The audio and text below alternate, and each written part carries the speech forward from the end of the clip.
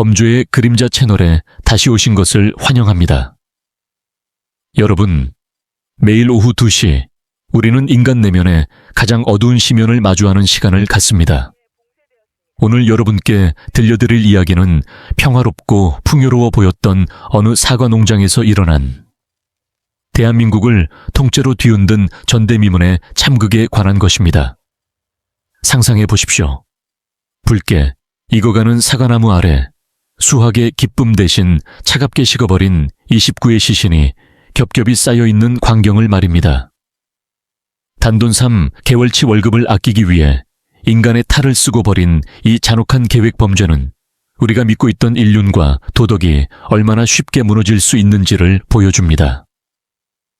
평범한 이웃처럼 보였던 사과 농장 주인이 왜 살인마로 변했는지, 그리고 그날 그곳에서 어떤 끔찍한 일이 벌어졌는지 지금부터 그 참혹한 현장 속으로 들어가 보겠습니다. 사건의 배경은 경기도의 어느 한적한 산골 마을에 위치한 거대한 사과 농장이었습니다. 이 농장은 매년 품질 좋은 사과를 생산해내며 지역사회에서도 꽤나 성공한 농장으로 손꼽히던 곳이었습니다. 농장 주인인 김씨 여인은 마을 사람들에게는 근면성실하고 인심 좋은 아주머니로 알려져 있었습니다. 그녀는 항상 웃는 얼굴로 이웃들에게 사과를 나눠주기도 했고 농장 운영에 있어서도 철저한 모습을 보여주었습니다. 하지만 그 웃음 뒤에 가려진 그녀의 본 모습은 탐욕과 냉혹함 그 자체였습니다. 농장의 규모가 커지면서 그녀는 일손을 돕기 위해 20명의 노동자를 고용했습니다. 이들은 대부분 가난한 형편의 가족을 부양하기 위해 타지에서 온 성실한 사람들이었습니다. 그들에게 이 사과 농장은 유일한 생계수단이었고 김씨 여인은 그들의 생사여탈권을 쥐고 있는 절대적인 존재나 다름없었습니다. 그의 여름은 유난히 무더웠고 사과 농장의 노동자들은 또약볕 아래서 땀 흘리며 최선을 다해 일했습니다.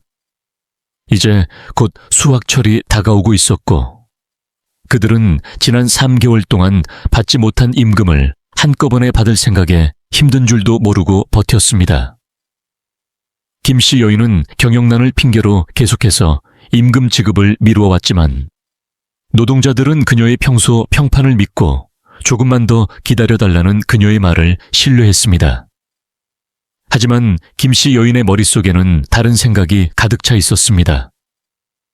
수확이 끝나면 지불해야 할 20명분의 3개월치 임금은 그녀에게 있어 너무나 아까운 돈이었습니다. 그 큰 돈을 한꺼번에 지불하느니 차라리 그들을 없애버리는 것이 낫겠다는 악마 같은 생각이 그녀의 영혼을 잠식하기 시작했습니다. 돈에 대한 집착은 그녀를 광기로 몰아넣었습니다. 그녀는 아주 치밀하게 계획을 세우기 시작했습니다.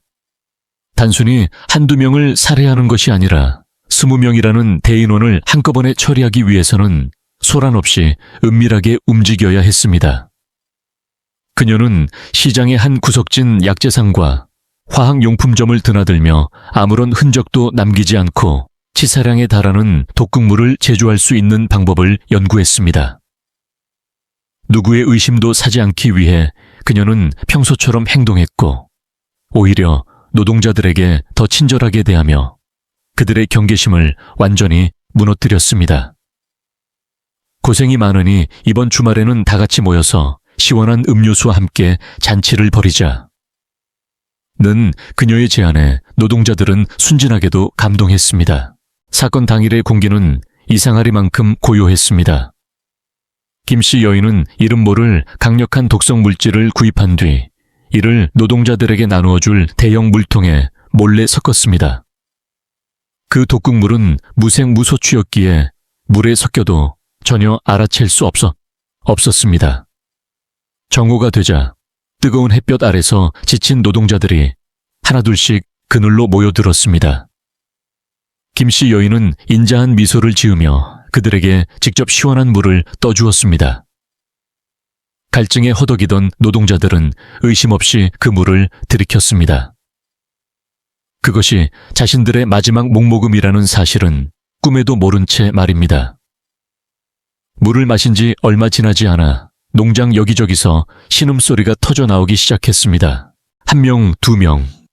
건강했던 성인 남녀들이 배를 움켜쥐며 땅바닥을 굴렀습니다. 김씨 여인은 그 광경을 차가운 눈빛으로 지켜보고 있었습니다. 비명을 지르려 해도 목소리가 나오지 않았고, 고통에 몸부림치는 그들의 눈동자에는 배신감과 공포가 가득 찼습니다. 20명의 생명이 한꺼번에 꺼져가는 그 순간에도 그녀는 오직 돈을 아꼈다는 안도감만을 느꼈을 뿐입니다. 모든 숨소리가 잦아들자 그녀는 마치 짐승의 사체를 처리하듯 29의 시신을 농장 구석진 곳에 겹겹이 쌓아 올렸습니다. 그리고 그 위를 사과 상자와 가마니로 덮어 은폐했습니다. 다음 날 평소 김씨 여인의 농장에 일감을 받으러 오던 인근의 농부 박씨가 농장을 방문했습니다. 평소라면 활기차야 할 농장이 쥐죽은 듯 조용하고 일하던 사람들이 한 명도 보이지 않는 것에 의아함을 느낀 박씨는 농장 안쪽으로 발걸음을 옮겼습니다. 사과나무 사이를 지나 농장 창고 근처에 다다랐을 때 그는 코를 찌르는 역한 냄새와 함께 이상한 광경을 목격했습니다. 사과 상자 더미 사이로 삐져나온 사람의 손과 발. 공포에 질린 박씨가 상자를 걷어내자 그곳에는 차마 눈뜨고 볼 수 없는 참혹한 모습의 시신 29가 엉켜 있었습니다. 비명조차 지르지 못한 채 얼어붙은 박씨의 신고로 대한민국 범죄 역사상 가장 끔찍한 연쇄살인 사건의 전말이 서서히 드러나기 시작했습니다. 경찰 사이렌 소리가 고요했던 산골 마을의 정적을 깨뜨렸습니다. 신고를 받고 출동한 형사들은 현장에 도착하자마자 눈앞에 펼쳐진 광경에 말을 잃었습니다.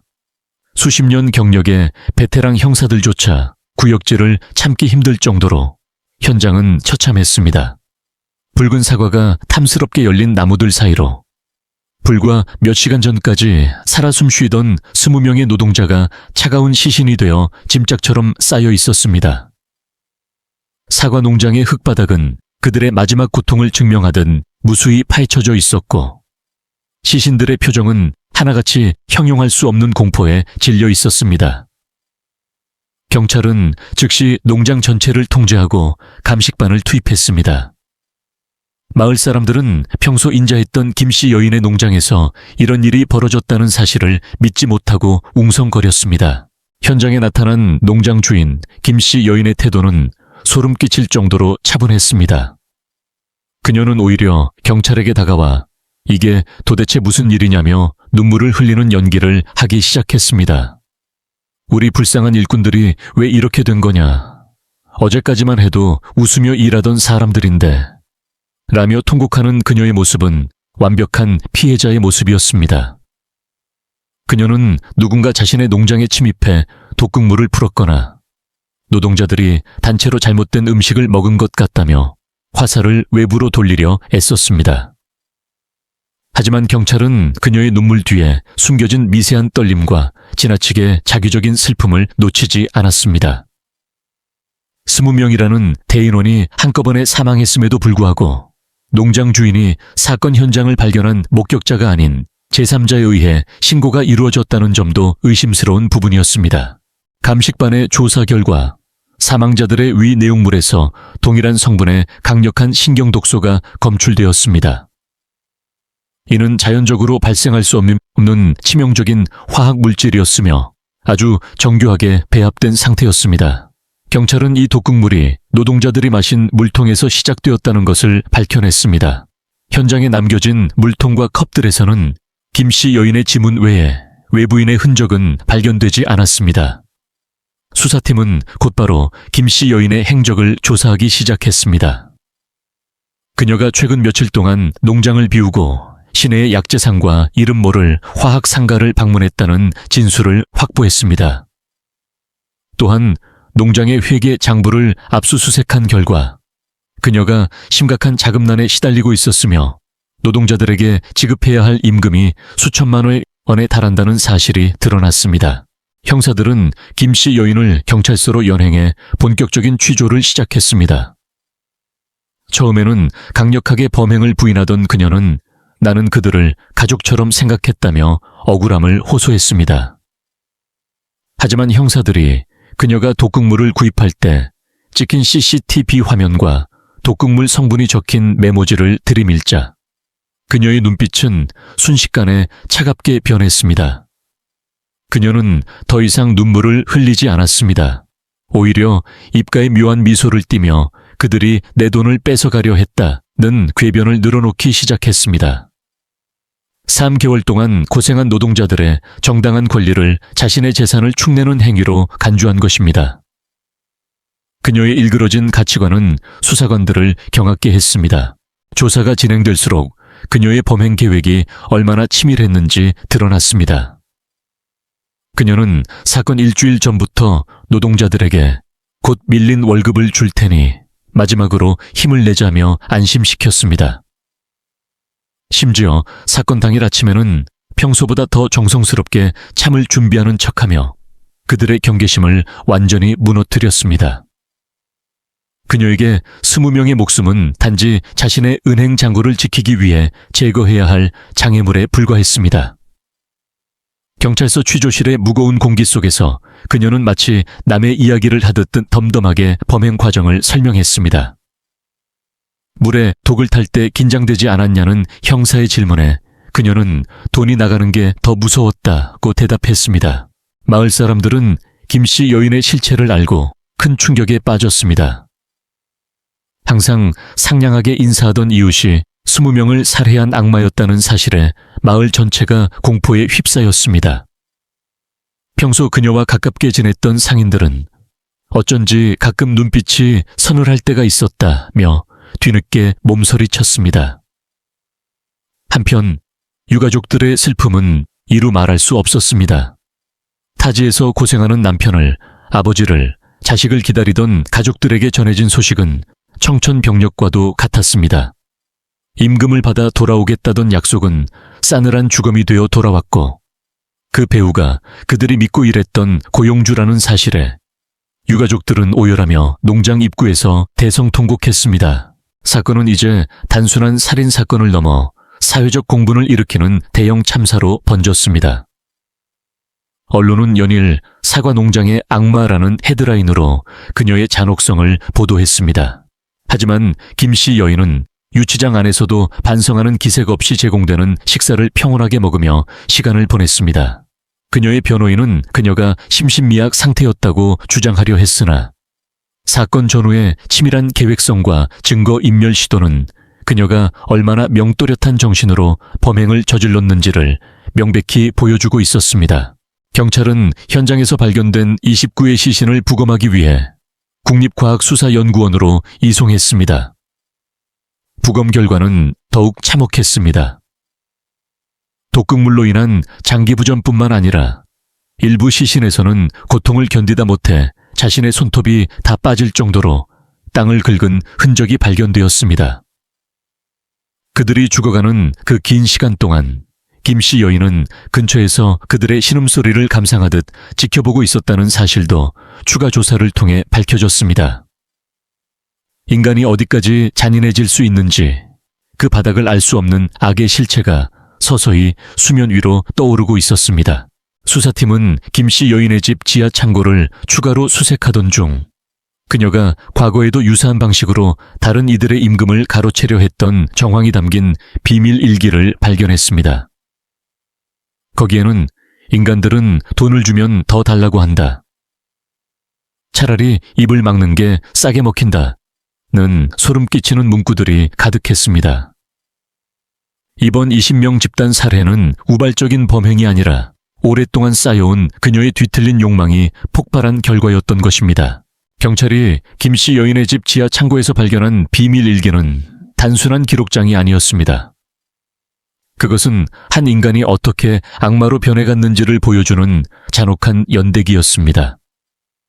일기장 첫 장에는 그녀가 처음 농사를 시작했을 때의 평범한 고민들이 적혀 있었지만 시간이 갈수록 기록은 돈과 숫자에 집착하기 시작했습니다. 특히 수년 전 그녀의 농장에서 일하던 한 인부의 의문사와 관련된 메모가 발견되면서 수사는 새로운 국면을 맞이했습니다. 당시에는 단순 심장마비로 처리되었던 사건이었으나 일기장에는 성가신 입 하나를 막으니 이번 달 지출이 확 줄었다는 소름 끼치는 문구가 적혀 있었습니다. 그녀는 이미 오래전부터 사람의 생명을 자신의 자산관리 도구로 여기고 있었던 것입니다. 김씨 여인의 과거를 추적하던 형사들은 그녀가 젊은 시절 도시에서 작은 공장을 운영하다가 임금 체불 문제로 여러 차례 고소를 당했던 전력을 찾아냈습니다. 당시 그녀는 법망을 피해 교묘하게 재산을 빼돌린 뒤 연고가 없는 이 상월 마을로 들어와 사과 농장을 차렸던 것입니다. 그녀에게 사과 농장은 평화로운 삶의 터전이 아니라 누구의 간섭도 받지 않고 노동력을 착취해 부를 축적할 수 있는 자신만의 왕국이었습니다. 마을 사람들에게 보여주었던 친절함은 모두 철저하게 계산된 연기였습니다. 그녀는 자신의 평판이 좋아야 더 많은 노동자를 손쉽게 구할 수 있고 임금을 체불하더라도 의심을 덜 받을 것이라는 사실을 너무나 잘 알고 있었습니다. 사건 당일 그녀가 사용한 독극물의 정체는 일반적인 농약이 아니었습니다. 국립과학수사연구소의 정밀 분석 결과 그것은 해외에서 몰래 들여온 특수 화학 물질과 여러 독성 식물의 추출물을 혼합한 치명적인 액체였습니다. 그녀는 이 독극물을 제조하기 위해 수개월 전부터 인터넷 어둠의 경로를 통해 정보를 수집하고 농장 한쪽에 마련된 작은 가공실에서 몰래 실험까지 마친 상태였습니다. 현장 감식반은 농장 창고 뒤편에 숨겨진 비밀 공간에서 실험에 사용된 것으로 보이는 동물의 사체들을 추가로 발견했습니다. 그녀는 20명의 노동자를 한꺼번에 확실하게 살해하기 위해 사전에 동물을 대상으로 치사량을 테스트하는 치밀함까지 보였습니다. 수사팀은 김씨 여인의 통장 내역을 분석하던 중 또 다른 충격적인 사실을 발견했습니다. 그녀는 노동자들에게 줄 임금이 없다고 주장하며 지급을 미루어왔지만 실제로는 해외 비밀 계좌에 거액의 현금을 지속적으로 송금하고 있었습니다. 농장에서 벌어들인 수익과 노동자들의 피땀 어린 임금은 모두 그녀의 은밀한 노후 자금으로 쌓이고 있었습니다. 그녀는 돈이 없어서 죽인 것이 아니라 단지 자신의 계좌 숫자가 줄어드는 것을 참을 수 없어서 20명을 죽이기로 결심한 것입니다. 탐욕이 인간의 이성을 마비시킨 수준을 넘어 아예 파괴해버린 상태였습니다. 범행 현장인 사과나무 아래를 재조사하던 형사들은 결정적인 증거를 하나 더 찾아냈습니다. 그것은 흙 속에 깊숙이 묻혀있던 작은 녹음기였습니다.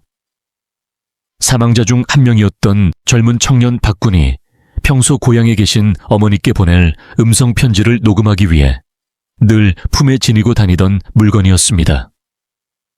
고통 속에서 죽어가던 순간 그는 필사적으로 녹음 버튼을 눌렀던 것으로 보입니다. 녹음기 안에는 당시의 처참한 상황이 생생하게 담겨 있었습니다. 갑작스러운 통증에 비명을 지르는 동료들의 소리, 그리고 그 아비규환 속에서 들려오는 차가운 구두 소리와 김씨 여인의 나지막한 목소리가 녹음되어 있었습니다. 이제 다 끝났어. 그러니까 편하게들 가라고. 이 돈은 내가 잘 써줄 테니까. 녹음된 그녀의 목소리는 평소에 인자한 말투와는 180도 다른 감정이라고는 전혀 느껴지지 않는 기계적인 톤이었습니다. 이 녹음 파일은 그녀의 범행이 우발적인 사고가 아닌 명백한 의도를 가진 고의적 살인임을 입증하는 스모킹 건이 되었습니다. 취조실에서 이 녹음을 들려주자 김씨 여인은 잠시 얼굴 근육을 파르르 떨더니 이내 차가운 웃음을 터뜨렸습니다. 그 어린 놈이 끝까지 귀찮게 하네라며 죽은 청년을 비하하는 발언을 내뱉는 그녀의 모습에 베테랑 형사들조차 치를 떨었습니다.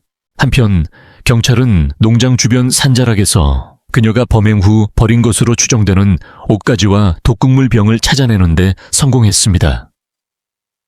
옷에는 노동자들의 구토물과 혈흔이 묻어 있었고 이는 그녀가 시신을 옮길 때 묻은 결정적인 유전자 증거가 되었습니다. 그녀는 완벽 범죄를 꿈꾸며 모든 것을 태워 없앴다고 생각했지만 숲속 깊은 곳에 던져진 증거들은 자연이 보관하고 있다가 진실을 증언하기 위해 나타난 것 같았습니다. 마을의 분위기는 극도로 흉흉해졌습니다. 매일 아침 밝은 인사를 건네던 사과 농장 주인이 사실은 연쇄 살인마였다는 사실에 주민들은 문을 걸어 잠그고 외출을 삼갔습니다. 특히 그녀에게 사과를 사 먹거나 선물을 받았던 사람들은 혹시 자신들도 모르는 사이에 독에 노출되지 않았을까 하는 공포에 질려 병원을 찾기도 했습니다. 하지만 그녀는 오직 자신의 돈과 직접적으로 연관된 사람들만을 타겟으로 삼았습니다. 이웃들에게 베푼 호의는 그저 자신의 왕국을 보호하기 위한 위장막이었을 뿐입니다. 수사가 진행될수록 20명의 피해자가 남긴 가슴 아픈 사연들도 하나둘 드러났습니다. 고등학생 딸의 대학 등록금을 마련하기 위해 온 아버지는 품 안에 낡은 지갑에 가족 사진을 꼭 쥐고 있었고, 갓 결혼한 새신랑이었던 한 청년은 아내에게 선물할 예쁜 머리핀을 주머니에 넣은 채 숨을 거두었습니다. 그들이 꿈꿨던 소박한 행복은 단돈 몇 푼의 돈을 아끼려던 김씨 여인의 잔혹한 손길에 산산조각이 났습니다. 이 사실이 알려지자 국민적인 공분은 극에 달했고 그녀에 대한 엄벌을 촉구하는 목소리가 전국적으로 울려 퍼졌습니다. 검찰의 기소와 함께 시작된 첫 재판날. 법원 앞은 취재진과 분노한 시민들로 인산인해를 이루었습니다. 포승줄에 묶인 채 호송차에서 내리는 김씨 여인을 향해 시민들은 살인마, 인간도 아니다 라며 울분을 토해냈습니다. 하지만 수의를 입은 그녀의 얼굴에는 반성의 기미라고는 전혀 찾아볼 수 없었습니다. 오히려 자신을 비난하는 군중을 향해 서늘한 눈길을 보내며 당당하게 법정으로 걸어 들어갔습니다. 법정 안에 모인 유가족들은 그녀의 그런 모습을 보며 가슴을 치며 오열했습니다. 하지만 재판이 시작되자 그녀는 또다시 가식의 가면을 꺼내 들었습니다. 그녀의 변호인은 예상대로 심신미약과 피해망상을 주장했습니다. 김씨 여인이 평소 심각한 우울증과 경제적 압박으로 인한 환각 증세에 시달려왔으며 노동자들이 자신을 해치고 돈을 뺏으려 한다는 근거 없는 공포에 사로잡혀 저지른 우발적 방어 행위였다는 논리를 펼쳤습니다. 변호인은 그녀가 정신과 상담을 받은 기록이 있다는 점을 강조하며 감형을 시도했습니다. 하지만 검찰 측의 반박은 날카로웠습니다. 검찰은 그녀가 범행 전 독극물에 치사량을 실험하고 범행 당일 노동자들의 시선을 분산시키기 위해 치밀한 알리바이를 만든 점을 들어 이것이 고도의 지능적인 계획범죄임을 분명히 했습니다. 특히 검찰은 그녀의 집 지하 창고에서 발견된 자금 흐름표를 결정적 증거로 제시했습니다.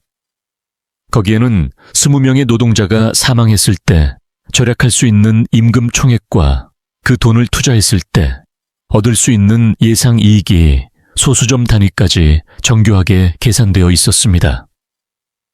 그것은 정신질환자의 망상이 아니라 철저하게 계산적인 사업가의 손익계산서였습니다.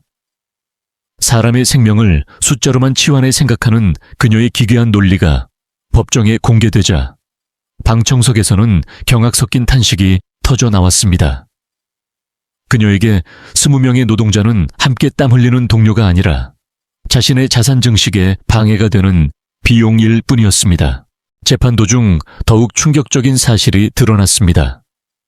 김씨 여인이 범행 직후 시신을 유기하는 과정에서 누군가의 도움을 받았을 가능성이 제기된 것입니다. 29의 성인 시신을 단시간에 혼자서 옮기고 쌓아 올리기에는 그녀의 체구와 체력이 부족해 보인다는 법의학 전문가의 소견이 나왔기 때문입니다. 수사팀은 즉시 공범 여부를 재수사하기 시작했습니다.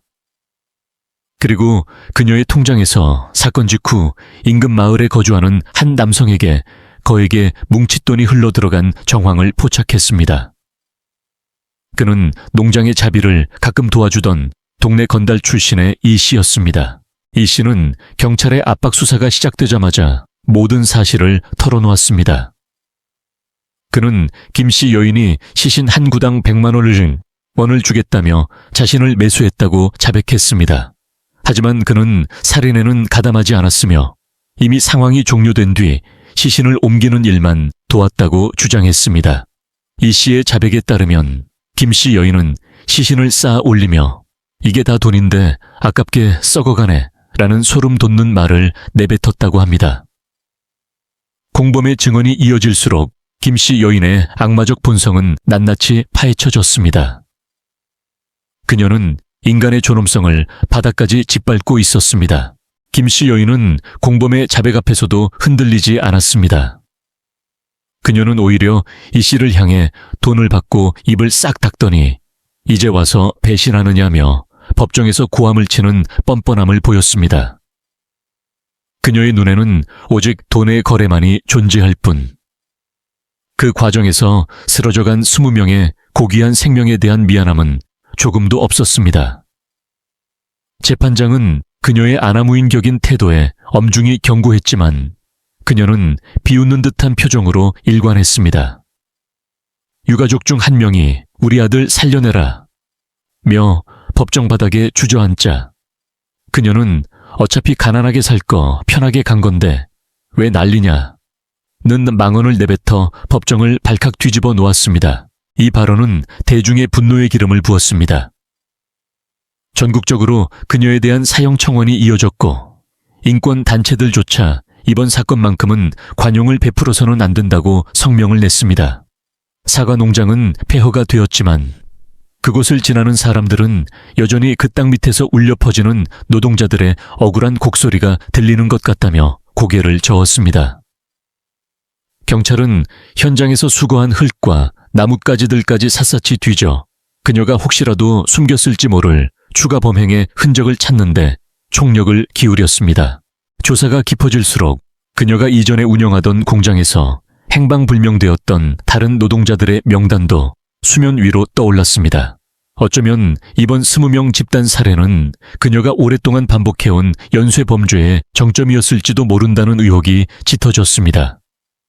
그녀의 삶 자체가 타인의 고열을 빨아 자신의 배를 채우는 기생적인 악의 역사였던 셈입니다.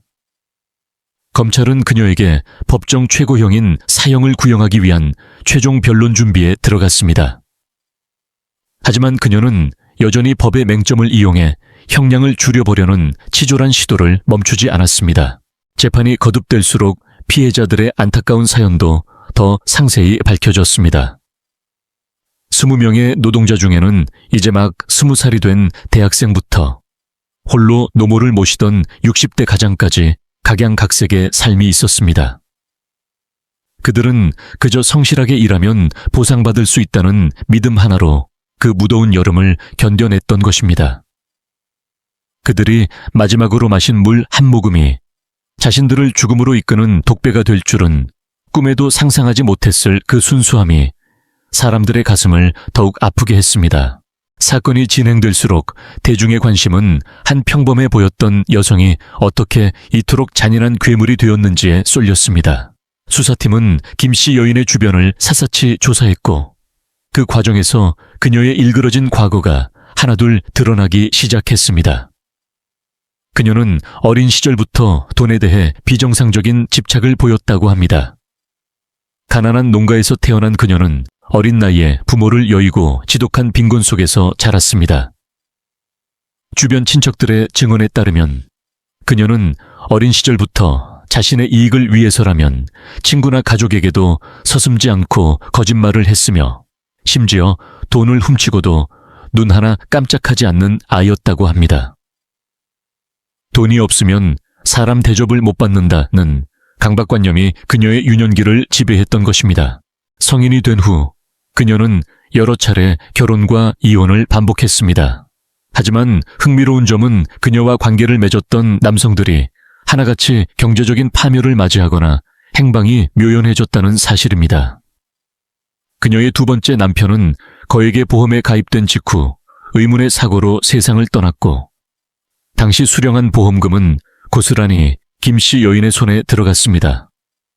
당시에는 단순 사고사로 결론이 났지만 이번 사과 농장 사건이 터지자 경찰은 과거의 사건들을 재조사하기 시작했습니다. 그녀의 삶은 타인의 불행을 자신의 자산으로 치환해온 잔인한 계산의 연속이었습니다. 김씨 여인이 사과 농장을 운영하며 보여준 모습도 철저한 계산 아래 있었습니다. 그녀는 일부러 지역 사회의 봉사 활동에 참여하거나 기부금을 내며 천사 같은 농장 주인이라는 이미지를 구축했습니다. 이는 나중에 발생할지 모를 법적 분쟁이나 의심에서 자신을 보호하기 위한 일종의 인간 방패였던 셈입니다. 농장에서 일하던 노동자들은 그녀의 이런 대외적인 이미지를 믿고 임금이 체불되는 상황에서도 조금만 기다려달라는 그녀의 호소를 진심으로 받아들였습니다. 하지만 그녀는 뒤에서 노동자 한 명 한 명의 신상 정보를 파악하며 연고가 없거나 사회적 지위가 낮은 이들을 골라 범행 대상으로 삼는 치밀함을 보였습니다. 수감 중인 김씨 여인의 행동은 더욱 기괴했습니다. 그녀는 20명을 살해한 흉악범임에도 불구하고 유치장 안에서 놀라울 정도로 평온한 일상을 보냈습니다. 다른 수감자들이 그녀의 범행을 알고 기피하거나 비난해도 그녀는 전혀 아랑곳하지 않았습니다. 오히려 교도관들에게 자신의 농장 사과가 얼마나 맛있는지, 수확하지 못한 사과들이 상해서 손해가 막심하다는 등 오직 돈과 관련된 이야기만을 늘어놓았습니다. 그녀에게 감옥은 반성의 장소가 아니라 자신의 재산이 줄어드는 것을 지켜봐야 하는 고통스러운 장소일 뿐이었습니다. 심리 전문가들은 김씨 여인을 극단적인 반사회적 인격 장애와 악성 나르시시즘이 결합한 전형적인 사이코패스로 진단했습니다. 그녀에게 타인은 자신의 욕망을 채워주는 도구일 뿐 감정을 가진 존재가 아니었습니다. 20명의 노동자가 물을 마시고 고통스럽게 죽어갈 때 그녀가 느꼈던 감정은 죄책감이 아니라 이제 이 사람들에게 줄 돈을 아꼈다는 성취감이었다는 분석이 나왔습니다. 그녀는 법정에서 내가 그들에게 일자리를 줬으니 그들의 생명도 내 것이라는 식의 궤변을 늘어놓으며 자신의 행위를 정당화하려 했습니다. 수사팀은 그녀의 집 안 깊숙한 곳에서 수십 개의 낡은 수첩을 추가로 발견했습니다. 그 수첩들에는 지난 수년간 농장을 거쳐간 수백 명의 노동자 명단과 그들에게 지급하지 않은 임금 액수가 깨진 글씨로 빽빽하게 적혀 있었습니다. 명단 옆에는 처리 완료, 내보냄, 조용해짐 같은 알 수 없는 표식들이 적혀 있었는데 경찰은 이 표식들이 또 다른 범죄의 흔적이 아닌지 의심하고 있습니다. 어쩌면 우리가 발견한 29의 시신은 빙산의 일각일지도 모른다는 공포가 수사팀을 엄습했습니다. 그녀의 이런 악행 뒤에는 그녀를 맹목적으로 추종했던 일부 추종자들의 존재도 있었습니다. 농장 인근에서 그녀의 지시를 받으며 자비를 도왔던 이 씨 외에도 그녀의 자금을 관리해주거나 법적인 구멍을 찾아주던 조력자들이 있었던 것으로 밝혀졌습니다. 그녀는 돈을 미끼로 주변 사람들을 타락시켰고 그들을 자신의 범죄 네트워크에 끌어들였습니다. 이번 사건은 단순히 한 개인의 광기가 아니라 돈이라는 우상을 숭배하는 뒤틀린 집단이 만들어낸 비극이었습니다. 유가족들의 고통은 날이 갈수록 깊어만 갔습니다. 시신은 수습되었지만 그들이 겪었을 마지막 순간의 공포는 유가족들의 가슴에 영원한 멍해로 남았습니다. 한 유가족은 사과만 보면 그날의 피냄새가 나는 것 같아 시장에도 못 간다며 통곡했습니다. 전 국민은 이 잔혹한 사건의 전말을 지켜보며 인간의 탈을 쓴 악마가 우리 곁에 얼마나 가까이 있을 수 있는지 실감하며 몸서리쳤습니다. 경찰은 이제 김씨 여인의 여죄를 밝히는데 모든 화력을 집중했습니다. 그녀가 거쳐간 모든 장소와 그곳에서 사라진 사람들, 그리고 그녀의 계좌로 흘러들어간 의문의 자금들을 추적하며 악의 뿌리를 뽑으려 노력했습니다. 하지만 김씨 여인은 여전히 입을 굳게 다문 채 가끔 거울을 보며 자신의 외모를 가꾸는 등 이해할 수 없는 행동을 이어갔습니다. 그녀에게 재판은 자신의 죄를 심판받는 자리가 아니라 대중의 관심을 받는 하나의 무대처럼 보였습니다. 수사팀은 김씨 여인의 표면적인 재산 외에 숨겨진 자금의 흐름을 쫓던 중 해외 유령 회사를 통해 막대한 자금이 세탁되고 있다는 정황을 포착했습니다. 농장에서 벌어들인 수익은 빙산의 일각에 불과했습니다. 그녀는 이미 오래전부터 불법 사채업과 부동산 투기를 통해 몸집을 불려왔으며 그 과정에서 발생한 탈세를 숨기기 위해 사과 농장을 하나의 거대한 세탁소로 이용해왔던 것입니다. 노동자들에게 줄 임금이 아까웠던 이유는 단순히 그 돈이 커서가 아니라 자신의 완벽한 자금 성벽에 작은 균열조차 생기는 것을 용납할 수 없었던 결벽증에 가까운 탐욕 때문이었습니다. 이 과정에서 김씨 여인의 충실한 사냥가의 역할을 했던 조력자들의 실체가 하나둘 드러났습니다. 앞서 검거된 이 씨 외에도 지역 금융권에서 일하며 그녀의 자금 세탁을 도왔던 박 과장과 법적 분쟁이 생길 때마다 증거를 인멸해주던 브로커 최 씨가 수사 선상에 올랐습니다.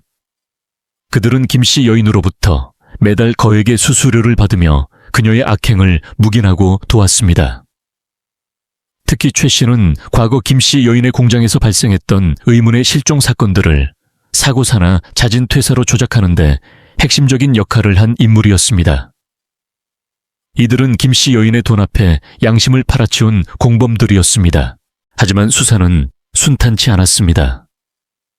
김씨 여인은 감옥 안에서도 변호인을 통해 외부의 조력자들에게 은밀한 메시지를 전달하며 증거 인멸을 시도했습니다. 핵심 증인이 될 수 있었던 브로커 최 씨가 돌연 행방불명되었고 그녀의 비밀 장부가 보관되어 있던 금고는 이미 텅 빈 상태로 발견되었습니다. 그녀는 마치 체스판을 내려다보듯 형사들의 움직임을 예측하고 대응하는 치밀함을 보였습니다. 수사팀 내부에서는 정보가 새어나가고 있는 것이 아니냐는 의구심까지 제기되었고 팀원들 사이의 긴장감은 극도로 고조되었습니다. 김씨 여인은 취조실에서 형사들을 조롱하기까지 했습니다. 내가 입을 열면 이 동네 높으신 분들 여럿 다칠 텐데 감당할 수 있겠느냐며 오히려 수사관들을 위협했습니다. 그녀의 돈줄은 생각보다 깊고 넓게 뻗어 있었고 그 줄을 잡고 있던 이들은 자신들의 안위를 위해 사건을 축소하고 은폐하려 애썼습니다. 하지만 정의를 향한 수사팀의 의지는 꺾이지 않았습니다. 젊은 신입 형사 한 명이 김씨 여인이 평소 즐겨 찾던 사찰의 불상 밑에서 그녀가 비상용으로 숨겨두었던 마이크로 SD 카드를 발견하면서 수사는 급물살을 타기 시작했습니다. 그 카드 안에는 그녀가 조력자들과 나눈 통화 녹취록과 뇌물을 상납한 명단, 그리고 결정적으로 이번 20명 살해 계획을 세우며 작성한 독극물 배합표 파일이 들어있었습니다. 파일의 생성 날짜는 범행 2달 전이었습니다. 이는 그녀가 아주 오랜 시간 공들여 이 참극을 준비해왔음을 증명하는 완벽한 물증이었습니다. 또한 녹취록에는 그녀가 이 씨에게 시체를 사과나무 밑에 묻으면 내년 농사가 더 잘 될 것이라며 낄낄거리는 소름 끼치는 음성이 그대로 담겨 있었습니다. 인간의 생명을 거름 정도로 생각하는 그녀의 뒤틀린 가치관이 다시 한번 증명된 순간이었습니다. 한편 병원에 입원 중이던 유가족 중 한 명이 충격적인 증언을 내놓았습니다. 사건 전날 김씨 여인이 노동자들에게 내일은 큰돈을 벌 수 있는 특별한 날이니 가족들에게 안부 전화라도 한 통씩 해두라며 친절을 베풀었다는 것입니다. 노동자들은 그 말을 월급을 준다는 뜻으로 오해하고 기뻐하며 가족들에게 곧 고향으로 내려가겠다는 마지막 전화를 남겼던 것입니다.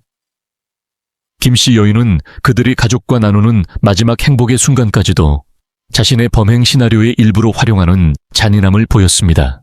경찰은 SD카드에서 발견된 명단을 토대로 지역 정관계 인사들에 대한 대대적인 압수수색에 들어갔습니다. 김씨 여인의 뒤를 봐주던 세력들이 하나둘 무너지기 시작하자 그녀도 비로소 당황하는 기색을 보였습니다. 그녀가 믿었던 돈의 성벽에 균열이 가기 시작한 것입니다. 그녀는 변호인 접견을 거부하고 독방에서 하루 종일 벽을 보고 중얼거리기 시작했습니다.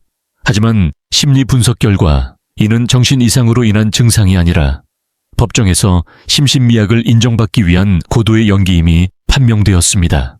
이 시기 사과 농장 현장에서는 추가 발굴 작업이 이루어졌습니다. 29의 시신이 발견된 장소에서 조금 떨어진 구석진 밭에서 백골화된 시신 2구가 추가로 발견된 것입니다. DNA 감정 결과 이들은 3년 전 이 농장에서 일하다 행방불명되었던 외국인 노동자들로 밝혀졌습니다. 김씨 여인의 연쇄살인이 이번이 처음이 아니었음이 공식적으로 확인된 순간이었습니다. 마을 사람들은 이제 사과 농장을 저주받은 땅이라 부르며 근처에 가는 것조차 꺼렸습니다. 사건은 이제 단순한 살인을 넘어 사회 구조적인 악습과 부패의 고리를 드러내는 상징적인 사건이 되었습니다. 전 국민은 법이 이 악마에게 어떤 심판을 내릴지 숨을 죽이며 지켜보았습니다. 수사팀은 김씨 여인의 모든 죄상을 낱낱이 밝혀내기 위해 밤낮 없이 기록을 검토했고 마침내 그녀를 법의 심판대 위에 완벽하게 세울 준비를 마쳤습니다. 그녀가 마지막까지 지키려 했던 돈은 이제 그녀를 목죄는 가장 강력한 올무가 되어 돌아오고 있었습니다. 드디어 김씨 여인과 그 일당들에 대한 결심 공판이 열리는 날이 밝았습니다. 법정안은 이미 방청객들로 가득 찼고 자리를 잡지 못한 사람들은 복도까지 줄을 서서 재판 결과를 기다렸습니다. 피고인석에 앉은 김씨 여인은 지난 몇 차례의 재판보다 훨씬 수척해진 모습이었지만 형사와 눈이 마주칠 때마다 쏘아보는 그 서늘한 눈빛만은 여전했습니다. 그녀는 여전히 자신이 무엇을 잘못했는지 깨닫지 못한 듯 검사가 공소장을 읽어 내려가는 동안에도 코웃음을 치거나 먼 산을 바라보며 불손한 태도를 유지했습니다. 검찰 측은 그동안 수집한 방대한 증거물들을 하나씩 제시하며 김씨 여인의 잔혹성을 성토했습니다. 특히 앞서 발견된 마이크로 SD카드에 담긴 녹취록이 법정에 울려 퍼지자 방청석은 순식간에 눈물바다가 되었습니다. 죽으면 돈 줄 필요 없잖아 라고 낄낄거리는 그녀의 목소리는 인간의 목소리라기보다 악마의 속삭임에 가까웠습니다. 유가족들은 그 목소리를 듣는 것조차 고통스러운 듯 귀를 막고 흐느꼈습니다. 하지만 김씨 여인은 자신의 목소리가 법정에 퍼지는 순간에도 누가 저걸 몰래 녹음했느냐며 오히려 적반하장의 태도를 보였습니다. 이어지는 증인신문에서는 살아남은 공범 이씨가 증언대에 섰습니다. 그는 김씨 여인이 얼마나 치밀하게 시신 유기를 지시했는지 그리고 사건 이후에도 얼마나 태연하게 사과를 깎아먹으며 다음 수학 계획을 세웠는지를 상세히 진술했습니다. 이 씨는 그 여자는 사람이 아니었다. 시신들을 쌓아놓고도 이게 다 얼마짜리 걸음이냐고 농담을 하던 사람이라며 몸서리쳤습니다. 이 씨의 증언이 이어질수록 법정의 공기는 차갑게 식어갔고 재판부의 표정 또한 더없이 엄중해졌습니다. 김 씨, 여인의 변호인은 마지막까지 그녀의 정신 상태를 문제 삼으며 관용을 구했습니다. 피고인은 어린 시절의 트라우마로 인해 돈에 대한 비정상적인 집착을 갖게 된 환자일 뿐이라며 사회가 그녀를 보듬어야 한다는 억지 논리를 펼쳤습니다. 그러나 검찰은 단호했습니다. 피고인은 환자가 아니라 자신의 이익을 위해 타인의 생명을 수단으로 이용한 극악무도한 범죄자일 뿐입니다. 20명의 노동자 그리고 추가로 발견된 희생자들까지 생각한다면 법이 허용하는 가장 엄중한 처벌만이 정의를 바로 세우는 길입니다. 검사의 단호한 구형에 방청석에서는 박수가 터져 나왔습니다. 드디어 피고인의 최후 진술 시간이 돌아왔습니다. 모든 이의 시선이 김씨 여인의 입술에 집중되었습니다. 그녀가 혹시라도 마지막 순간에 참회의 눈물을 흘리지 않을까 기대하는 이들도 있었습니다. 하지만 그녀는 천천히 자리에서 일어나 법정을 한번 쭉 훑어보더니 차갑고 건조한 목소리로 입을 뗐습니다. 나는 억울합니다. 그들에게 일할 곳을 준 건 나였고 그들이 죽은 건 그들의 운명이었을 뿐입니다. 내가 번 돈을 지키는 게 왜 죄가 됩니까? 그녀의 발언이 끝나기도 전에 유가족석에서는 고함과 오열이 터져 나왔습니다. 내 아들 살려내, 이 악마 같은 년아. 한 노모가 법정 바닥을 치며 절규했습니다. 김씨 여인은 그런 유가족을 향해 시끄럽다며 인상을 찌푸렸습니다. 그녀에게는 끝내 인간다운 양심의 가책이라는 것이 존재하지 않았습니다. 재판장은 혼란스러운 법정 분위기를 진정시키기 위해 정회를 선포했습니다. 짧은 휴정 시간 동안에도 김씨 여인은 자신의 변호인에게 재판 결과에 따라 자신의 남은 재산을 어떻게 관리할 것인지를 묻는 등 오로지 돈 걱정뿐이었습니다. 다시 재개된 재판에서 재판부는 판결문을 낭독하기 시작했습니다. 판사는 이 사건이 대한민국 범죄 사상 유례를 찾기 힘든 잔혹한 계획 범죄임을 강조했습니다. 또한 고용주라는 지위를 악용해 사회적 약자들의 생존권을 박탈하고 그들을 잔인하게 살해한 뒤 물건처럼 취급한 점에 대해 엄중히 꾸짖었습니다. 판결문이 낭독되는 내내 법정 안은 숨소리조차 들리지 않을 정도로 고요했습니다. 판사는 마지막으로 희생자 20명의 이름을 하나하나 호명하며 그들의 넋을 기렸습니다.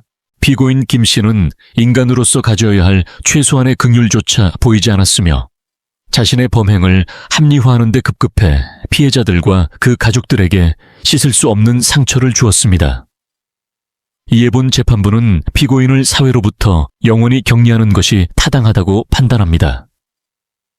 판사의 목소리가 법정에 울려 퍼지는 순간 김씨 여인의 얼굴은 처음으로 하얗게 질렸습니다.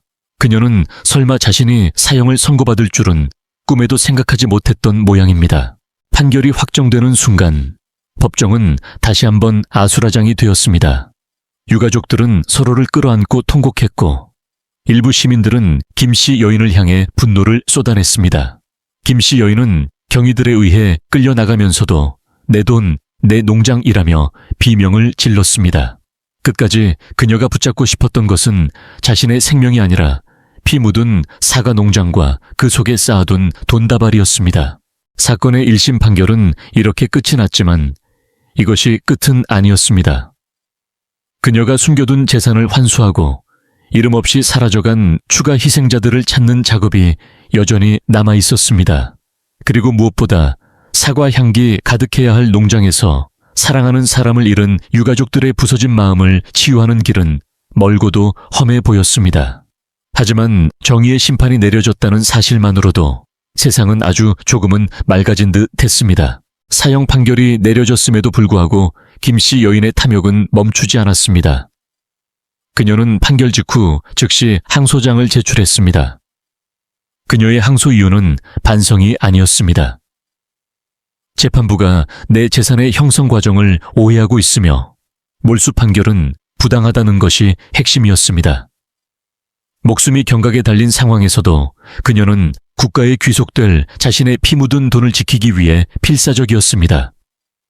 그녀는 감옥 안에서 호화 변호인단을 유지하기 위해 숨겨둔 비자금을 동원하려 시도했고 이 과정에서 외부와의 비밀 통로를 찾기 위해 교도관을 매수하려다 적발되는 소동을 빚기도 했습니다. 구치소 내에서 김씨 여인의 생활은 다른 수감자들에게 공포와 경멸의 대상이었습니다. 그녀는 자신이 죽인 20명의 노동자들에 대해 단 한 번도 미안함을 표현하지 않았습니다. 오히려 독방 안에서 매일같이 종이와 펜을 구해 사과 농장의 수익 구조를 다시 계산하거나 항소심에서 이길 경우 농장을 어떻게 재건할지에 대한 망상에 빠져 있었습니다. 수감자들의 증언에 따르면 그녀는 밤마다 벽을 보고 내 돈은 아무도 못 가져가 라고 중얼거리며 기괴한 웃음소리를 냈다고 합니다. 그녀에게 감옥의 벽은 반성의 거울이 아니라 자신의 왕국을 빼앗긴 억울한 장벽에 불과했습니다. 한편 검찰과 경찰은 1심 판결에 만족하지 않고 그녀의 숨겨진 범죄를 더 깊이 파헤쳤습니다. 특히 그녀의 조력자였던 박 과장과 브로커 최 씨에 대한 추적이 결실을 보았습니다. 해외로 도피하려던 최 씨가 공항에서 체포되면서 김 씨 여인이 과거에 저질렀던 또 다른 범죄의 전말이 드러났습니다. 최 씨는 자신의 형량을 줄이기 위해 김 씨 여인이 10년 전부터 전국의 노숙자나 연고가 없는 이들을 유인해 농장 노예로 부려왔으며 그들 중 병들거나 말을 듣지 않는 이들을 처리해왔다는 충격적인 사실을 자백했습니다. 최 씨의 자백에 따라 경찰은 사과농장 인근의 폐정화조와 깊은 산속을 재수색했습니다. 그 결과 29의 시신 외에도 신원을 알 수 없는 유골 3구가 추가로 발견되었습니다. 이 유골들은 이미 오래전 매장되어 부패가 심했지만 뼈에 남은 흔적들은 그들이 굶주림과 구타 속에서 고통스럽게 죽어갔음을 증언하고 있었습니다. 김 씨 여인의 농장은 단순한 일터가 아니라 수십 년간 이어진 거대한 살육의 장이자 인간 공동묘지였던 셈입니다. 이 추가 범죄 사실이 언론에 보도되자 전국은 다시 한번 경악에 휩싸였습니다. 항소심 재판부의 분위기는 1심보다 훨씬 냉랭해졌습니다. 김 씨 여인은 법정에 출두할 때마다 휠체어를 타거나 치매 환자 행세를 하며 동정심을 유발하려 했습니다.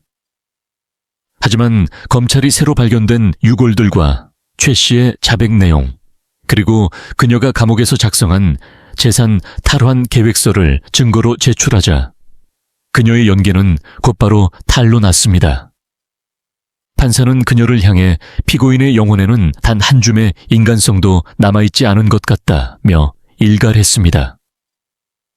그녀가 내세웠던 모든 변명은 진실의 파도 앞에 모래성처럼 허무하게 무너져 내렸습니다. 김 씨, 여인의 가족사에서도 새로운 사실이 밝혀졌습니다.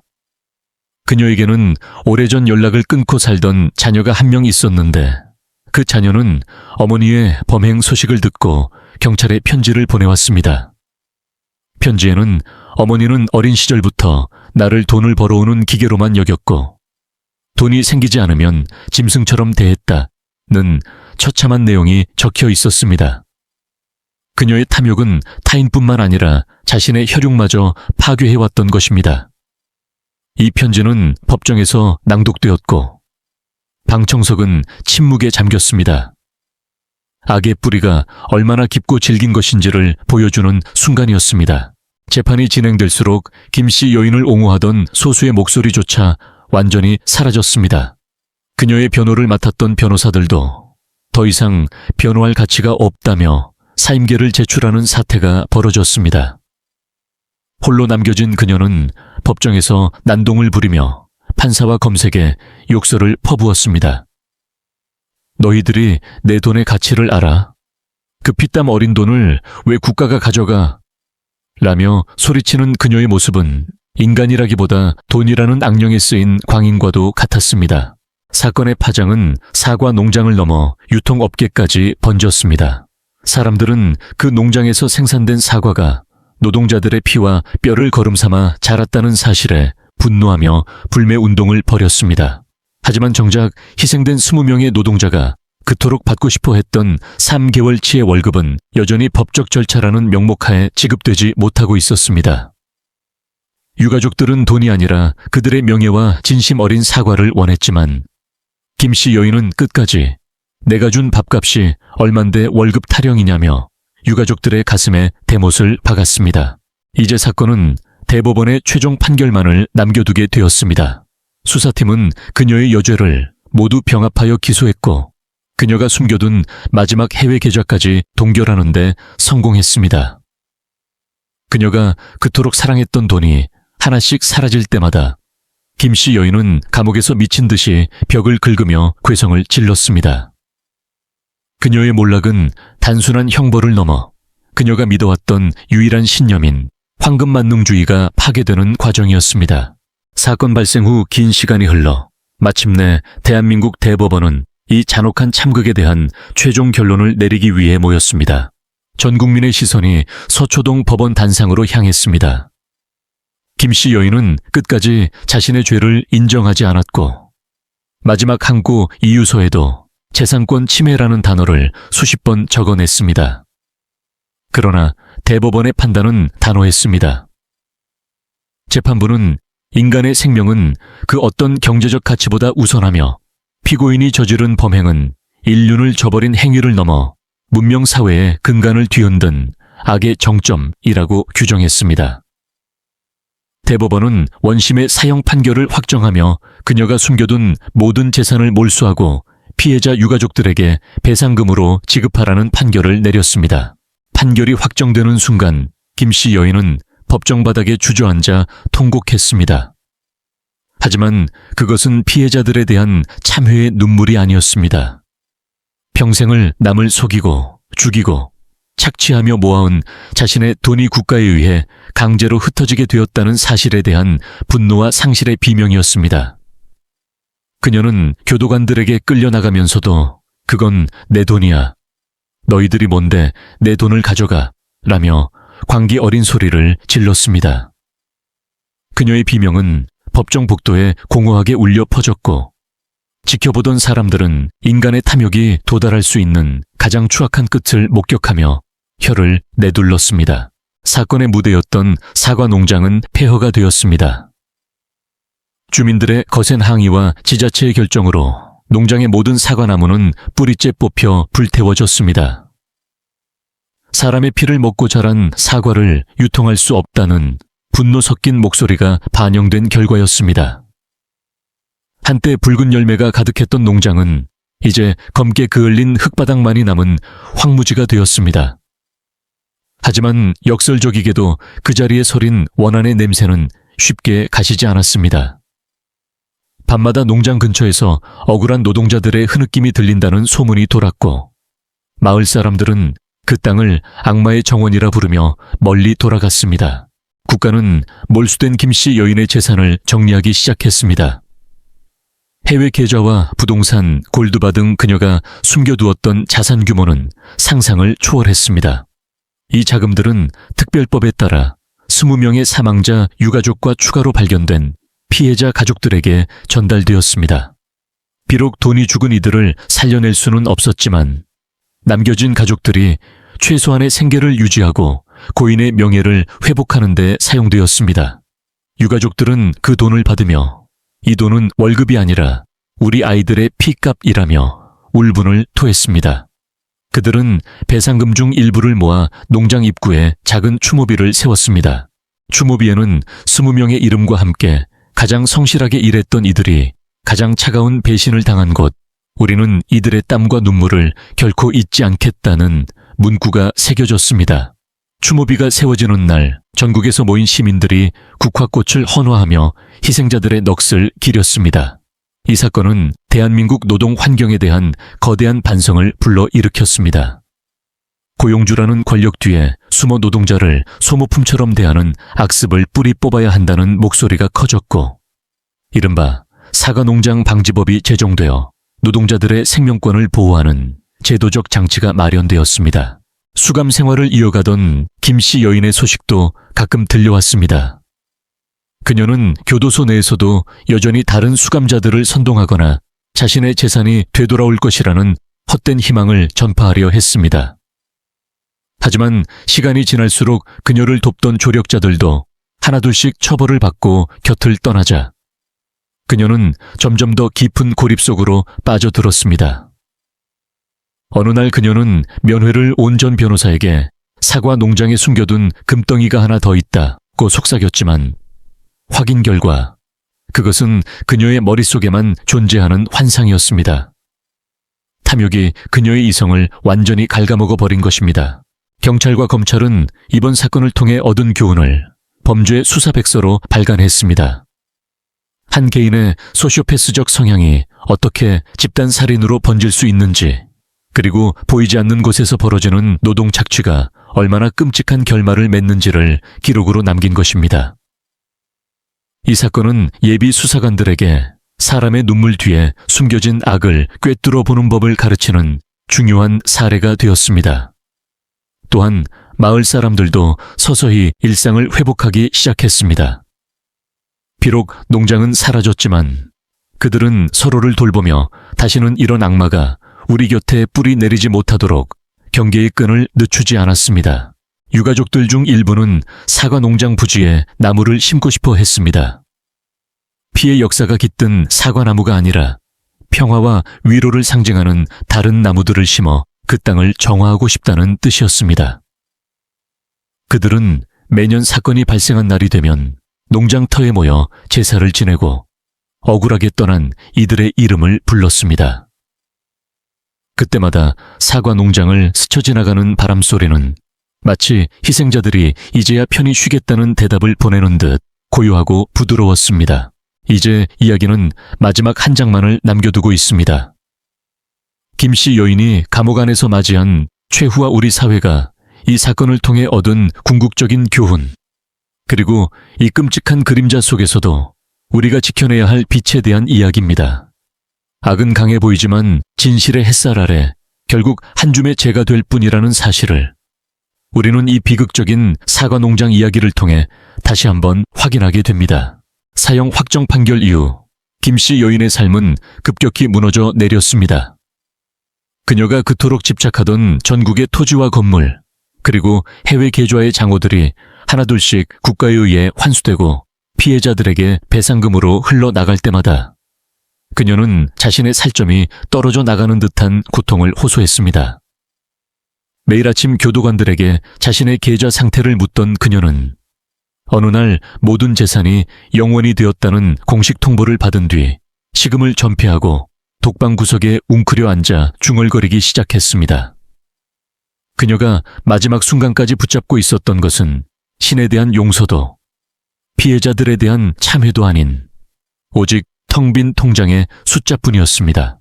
결국 그녀는 수감 생활 중 원인 모를 쇠약함과 정신적 붕괴로 인해 병동으로 옮겨졌습니다.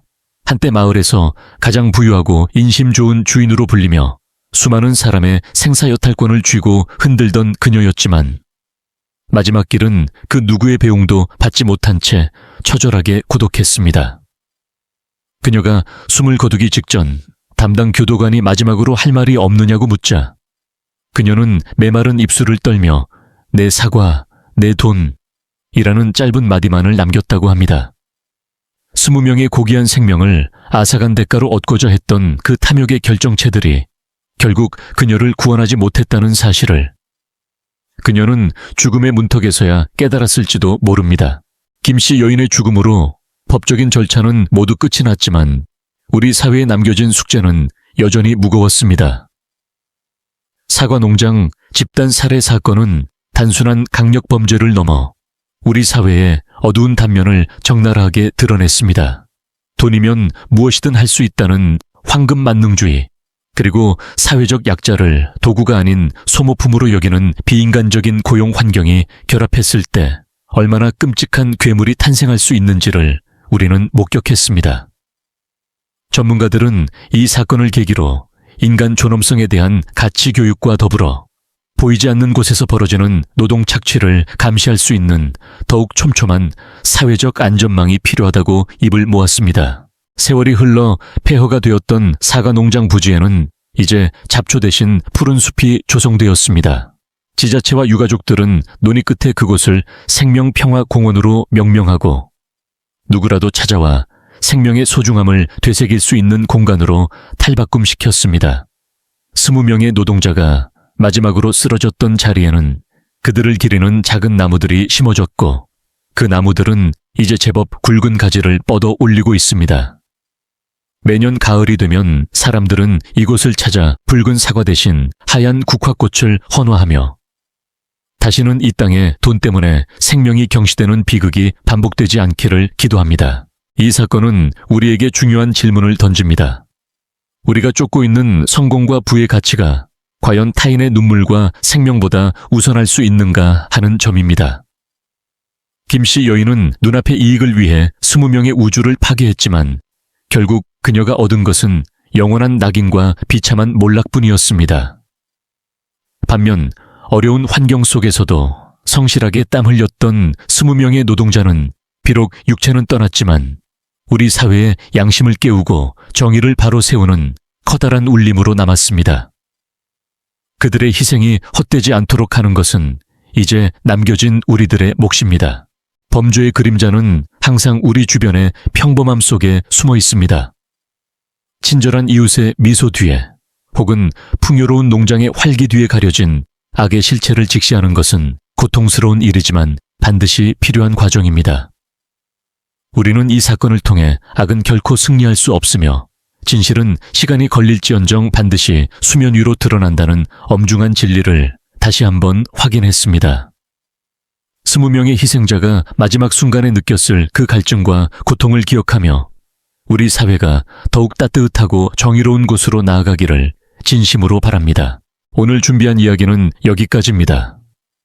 20명의 억울한 죽음과 그 뒤에 숨겨진 추악한 탐욕의 끝을 지켜보며 여러분은 어떤 생각을 하셨나요? 이 이야기가 여러분의 가슴속에 작은 경종이 되었기를 바랍니다. 희생자들의 명복을 빌며 다시는 이런 비극이 세상에 나오지 않기를 간절히 기원합니다. 범죄의 그림자는 언제나 진실에 비답해 사라지기 마련입니다. 저희 채널은 앞으로도 보이지 않는 곳에서 벌어지는 악의 실체를 추적하고 정의의 목소리를 전달하는 데 최선을 다하겠습니다. 영상이 의미 있었다면 구독과 좋아요로 함께 해주세요. 여러분의 관심이 더 밝은 세상을 만듭니다. 시청해 주셔서 감사합니다. 다음 이 시간에 더 깊이 있는 이야기로 찾아뵙겠습니다. 안녕히 계십시오.